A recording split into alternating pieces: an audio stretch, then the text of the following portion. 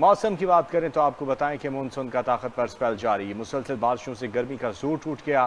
گزشتہ روز لاہور، گوجرانوالہ، سیالکوٹ، نارووال میں ریکارڈ بارش ہوئی، جس کے باعث نشیبی علاقے زیر آب آ گئے۔ دریاؤں اور ندی نالوں میں سیلابی صورتحال پیدا ہو گئی۔ محکمہ موسمیات نے آئندہ چند روز کے دوران اربن فلڈنگ، ندی نالوں میں طغیانی اور لینڈ سلائڈنگ کے خدشات بتا دیے۔